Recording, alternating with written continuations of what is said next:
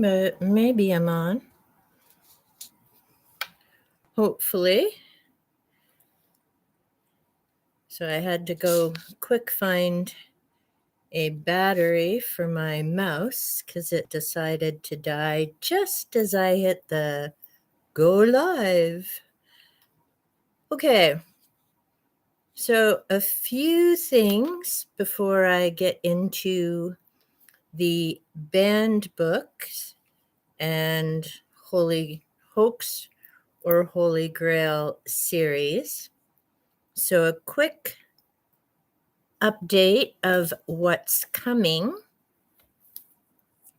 And I'll be recording these in the next few days. So we have the 3-minute positivity workbook. And I talked a little bit about this in, I think it was one of the other live streams. And this is transform your life by changing your thoughts. Now, initially, I figured the activities in this book would be, as the title suggested, 3-minute positivity. There are some exercises in here that only take 3 minutes, but it really is a book that will take much longer than that. And you go through learning about yourself, your thoughts, how to take care of yourself better. And hey, JP, how are you doing? Thanks for joining me. So there's quite a bit of work that goes into completing this particular workbook. And like I say, there are some 3-minute suggestions, but it actually will take you much longer, and that's not a bad thing. The other nice thing is that the sections are color-coded, so if there's something specific that you want to work on, it's easy to reference back. The other book that I will be covering, and you can see I've got my cheat notes and things there, is The Empath's Survival Guide. This is by I'm Good, Thank You, and I'm glad you're doing well. It's good to see you. And yes, I had Tiki on my thumbnail because she wasn't in the cat video this week. This particular book is by Judith Orloff, who is a psychiatrist, and it goes through different strategies, affirmations. It talks about what are empaths, the different types of empaths. Have you got a Krispy Kreme and coffee? We don't have, it's hard to find those here. And here's something you'll find surprising, because typically here you'd only heard of Krispy Kremes when there was a fundraiser. They actually opened a factory here in my city, and shock and awe, it actually ended up closing. They didn't get the amount of business that they thought they would. So I can't even remember the last time I had a Krispy Kreme, but they were yummy. I do remember the taste of them. They were delish. So yes, I am looking forward to covering the Empath's Survival Guide. It's a great resource, a lot of helpful tips and information. At the back of the book, she has all the exercises in a handy, easy to refer to section. And as I say, I'll be doing the video, recording the video of that one shortly, and hopefully the upload within the next week or two. The other book, and yep, again, I've got all my notes on here. You Are a Badass. This is by Jen Sincero. As I've mentioned with this book before, her writing style is a bit sarcastic. There's a few profanities in it that might be off-putting for some people. But if you can get past all of that, she really does have some great tips and suggestions in terms of self-work, clarifying your thoughts, um, setting clear goals and being mindful about that. I do like that she stresses, and this came up in my 21 rituals video as well. Thoughts without action aren't going to get you to your goals. It's all good and fine to just think about something and have goals set. But if you want to actually reach them, you've got to start taking those baby steps, reaching out, and actually doing something to get there.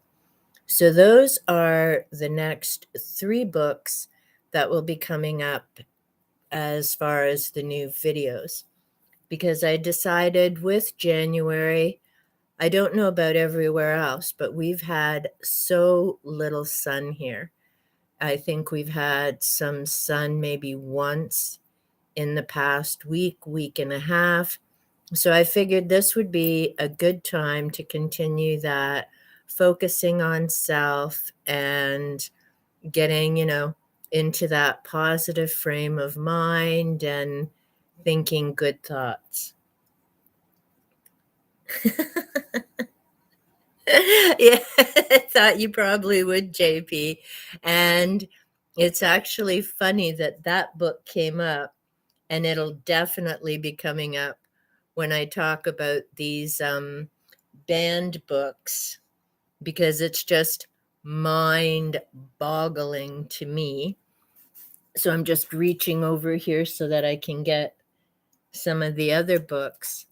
Um, so before I get to that, I think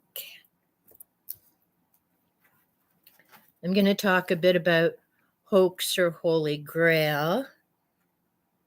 Oh, you have sun? I wish we had sun. And yes, and that's what I'm thinking too. I mean, I think a lot of us, to a degree, get some of that. I mean, because you're not getting your vitamin D from the sun either, and it definitely impacts your mood. I don't know how people who live way up north manage because they get so little sun. I don't know if it's because for them it's regular, so they have other things kind of, excuse me, in place or ways to deal with that, because for them that months or so without sun is a usual thing. I think it tends to impact us a bit farther down in the hemisphere because we're used to having sun more often and not quite so much of the cloud. And yeah, it's cold here as well. And it's very bizarre because it's now the 12th of January. I live in southwestern Ontario, and I have not once had to shovel the driveway yet. And that's bizarre. I mean, it's not that, we live in igloos or whatever here and have snow nonstop, but we've certainly by this point had, a few inches of snow. And we got a little bit, I think, was it last week or this week? I don't know. Sometimes the days get blurred. But it's the first snow that's actually, it was this week. And I hope that my viewers in the US are all safe and okay, because they've had some horrendous storms going through down there between snow and I think I saw tornadoes and things as well, which is, just scary stuff for everyone. So hopefully people are okay. We've gotten a little bit of snow, I think, from the tip of that. It may have actually been worse over in Quebec and the East Coast. So I hope everyone there is safe as well. But we had a little bit of snowfall. It stayed. There's still some on the ground, but that's all that we've really had. We had a few light flurries, I think, it was November, December, but it didn't even stay on the ground. So it's Very bizarre. Yep, taking vitamin D is good. I stopped taking that. I should actually get back to doing that and taking that along with some vitamin C. Yeah. And I find that too, that if it and there's a light that I have, I really need to plug it in and give it a try. I've had it for ages, and it's supposed to have the right UV, and I think you just need to leave it on for 15, 20 minutes and just kind of sit in front of it and get some of the vitamin D about that. Ooh, share about the newest information, JP. I haven't seen that. I'll have to look it up. I know I've been watching different things about the asteroid. What is it? Umama? Is that right? I'm probably saying it wrong. I know there's something about an asteroid, and then I've been seeing things about discoveries from a new telescope. I think the channel, is it Beyond Discovery? I'll have to look it up. There was something from the new telescope that's up that they've got some new images and things. And yeah, I wonder if I haven't seen a response from Dan in terms of his short clip, but I'm pretty sure that it was Venus that he had seen as well, not an asteroid, because it does. Venus and Jupiter, even when the sun is up a bit, they're quite bright and you can see them for a while into the daytime. So I'm thinking, I shouldn't say guessing, I'm thinking that it's Venus because I've got an app actually on my iPad, and it's quite handy for being whoa, I'm just distracted because I have a little black kitty looking into my living room window, and Tiki's fast asleep in the chair, so she hasn't noticed. I'm pretty sure it's one of the neighbor cats that wander. I know it isn't any of our ferals because we only have 4 left in our community, and that's the three of the mums and one of their kittens. So this little fellow or gal is from somebody's home, and I've got a little video clip, that'll be one of the Fridays, of Tiki freaking out at the window because she saw the other cat, but right now she's zonked out in the chair just that side of me, little paws stretched out. But yeah, there's a lot of interesting things coming up in terms of astronomy for sure. And yesterday I just finished Around the Moon by Jules Verne. So I just have one more book to go to finish the box set. And it was fascinating because he was very detailed and specific, unlike Wells, who kind of let his imagination go. And I like Wells's style. Verne was a little too technical and mathy for me. But it was funny reading that because in that particular book, he's talking about the 4 moons of Jupiter. And if I remember, I think he said 8 moons of Saturn. And it's funny because that's what I remember growing up as a kid. I was into astronomy. I knew the planets. I knew exactly how many moons they had. And now the numbers are way bigger than they ever were when I was studying all that. Discovered a vast ring of, oh, I think I did. About the galaxies, yeah. I got a cough.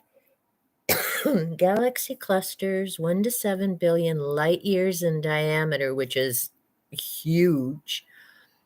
Scientists are saying it's turned theories. No doubt. I mean, and that's it, right? Because I just have to adjust this a bit. When it comes down to it, they're taking their best guess. Like archaeology. With archaeology, they can dig up things, they can take their best guess, but it's not like they have somebody from those cultures or civilizations to say, hey, are we pronouncing these words right? Are we interpreting or translating them correctly? And I've really been thinking a lot about that, partly because the Da Vinci spiral I went into last year, and the other, of course, is because I love reading about ancient civilizations, whether it's Egyptians, Aztecs, Mayans, the Picts, from Scotland, all of that. And I'm thinking, or, Sumerians and Sichan with the clay tablets. And I'm thinking, just with our language, particularly in the last few decades, how quickly the meaning of words change, or even short forms. So things like UFOs are now UAPs when referring to the era before year zero. You have BC, which used to be before Christ. Now you've got BCE, before the Common Era. Some people, I think, now have other terms. And you think, hundreds or thousands of years from now, how are people going to figure out that all those different short forms are referring to exactly the same thing? And then, even just with words, and I've said it before, when I was growing up, the word gay meant happy, cheerful, that type of thing. Then at some point, it became a word that meant sexual orientation. Then it became, because I know when I worked in high schools and the kids were always, oh, this is gay and that's gay. And they weren't being positive about it. So again, just in a few decades, that one word, completely different meanings. And there's so much that goes into language and all of that type of thing. And, the same with astronomy. Things are out there. It's not like someone can go and take measurements or come back and say, this is the makeup of this star, or this is what this solar system looks like and their type of inhabitants, etc. So, I mean, you're really left to your best guess, and they use math and everything else. And yeah, it's really made me contemplate, partly because rereading my essay on the occult and how many things there are unanswered.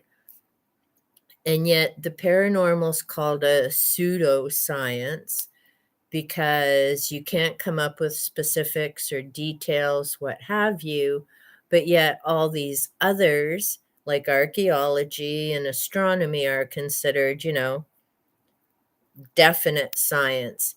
And yet there's things that are up in the air about all of that as well. And as new discoveries are made, whether it's excavations or things they've seen through telescopes, they're always finding out that, oops, no, we weren't right about this. And so you have to change and modify all those theories.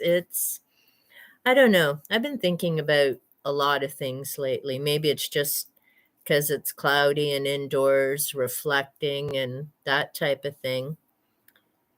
Too big. Oh, okay.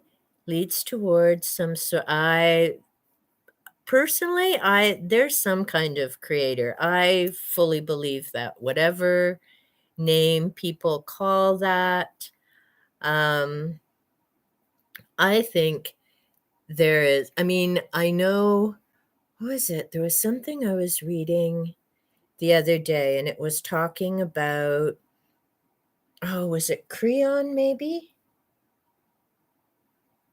No, might have been one of the other. I don't know. Sometimes I get too many books and too many different ideas on the go.